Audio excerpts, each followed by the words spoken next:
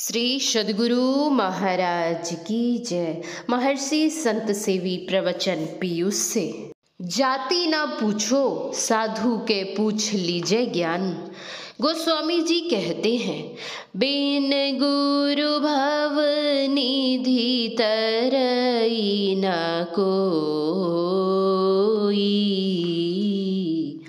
जो विरंचि शंकर शम होई। रामचरितमानस का राज उसकी पंक्ति पंक्ति में, शब्द शब्द में निहित है, गुप्त है, छिपा हुआ है।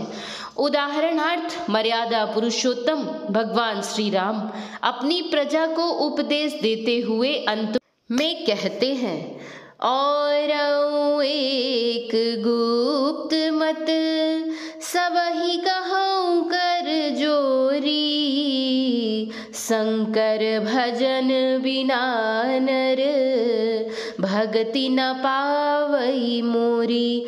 अर्थात मैं सबसे हाथ जोड़कर एक गुप्त मत कहता हूँ कि बिना शंकर भजन किए कोई भी मेरी भक्ति नहीं पा सकता है। तात्पर्य यह कि शंकर भक्त ही भगवान श्री राम के भक्त हो सकते हैं। जो शंकर भक्त नहीं वे राम भक्त नहीं। विचारणीय विषय है। एक, गुप्त मत क्या है? 2, करजोरी शब्द का अर्थ क्या है? 3, शंकर भक्त ही राम भक्त हो सकते हैं, यह कैसे? रामचरितमानस के अध्येता इस विषय से अनभिज्ञ नहीं कि श्री लक्ष्मण जी, श्री हनुमान जी, श्री अंगद जी भगवान श्री राम के अनन्य भक्त थे। फिर भी इन भक्तों ने मेघनाद और रावण को चुनौती देते हुए भगवान शंकर के प्रति कैसी भावना व्यक्त की है, यह किसी से छिपा नहीं है। यथा मेघनाद के प्रति श्री लक्ष्मण जी का कथन है, जो सत शंकर करे सहाई, तो ही मारऊ राम दोहाई। शंकर सहस विष्णु अज तो ही, सकही ना राखी राम कर द्रोही। लंका कांड। रावण के प्रति श्री हनुमान जी का कथन, सुनु 10 कंठ कहूँ पन रोपी, विमुख राम त्राता नहीं कोपी। शंकर सहस विष्णु अज तो ही, सकही न राखी राम कर द्रोही।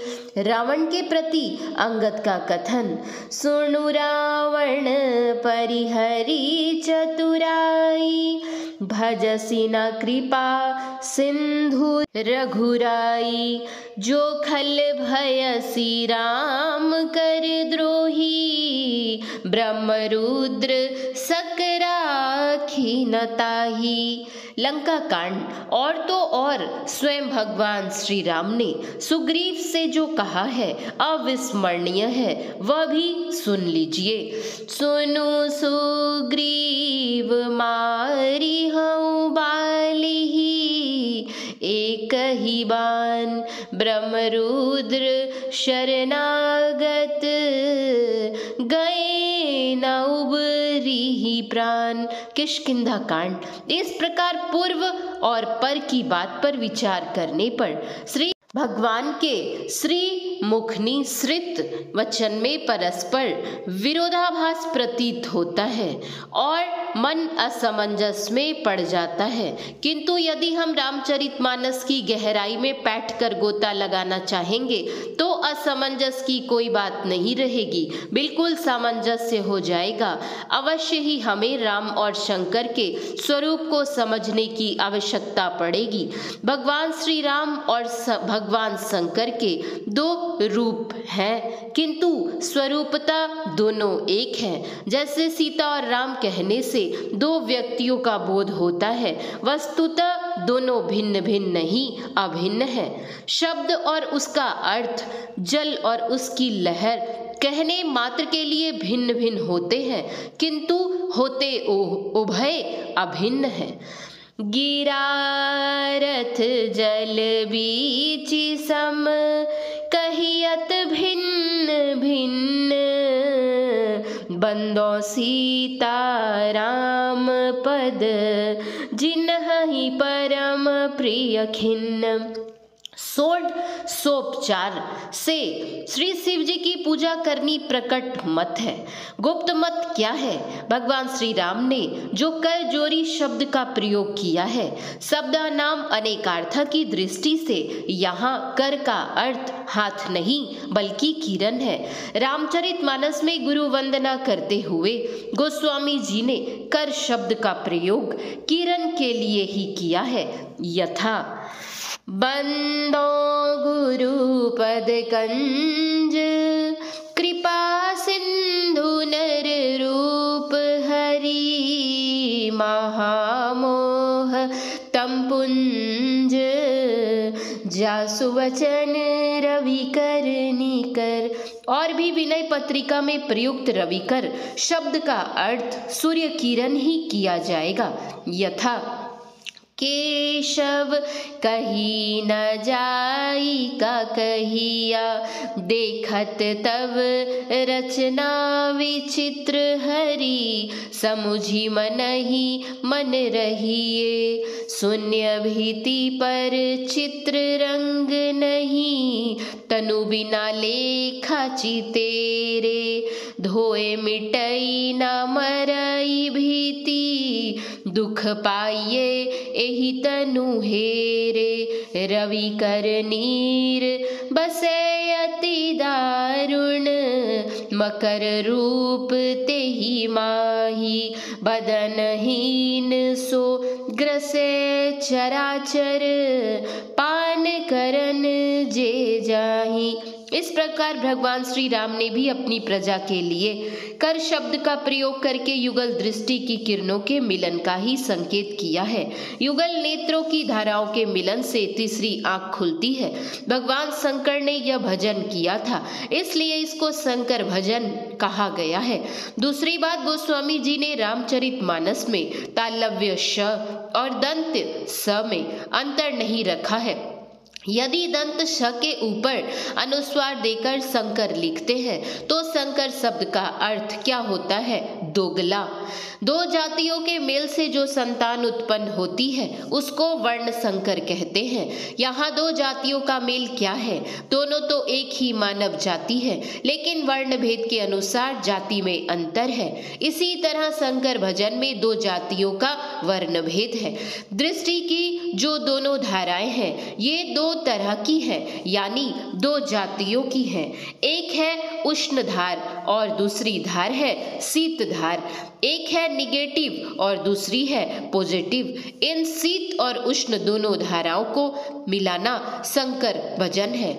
जैसे बाह्य जगत में बिजली की शीत और उष्ण धारों के मिलन से बल्ब जलता है, वैसे ही अंदर में युग दृष्टि धारों के मिलन से अंतः प्रकाश होता है, विमल ज्ञान का विकास होता है और विषय वासना का विनाश होता है। इसी दिशा की ओर इंगित करते हुए प्रभु ईसा मसीह ने कहा था, यदि तेरी आंख एक हो तो तेरा सारा शरीर उजियाला होगा।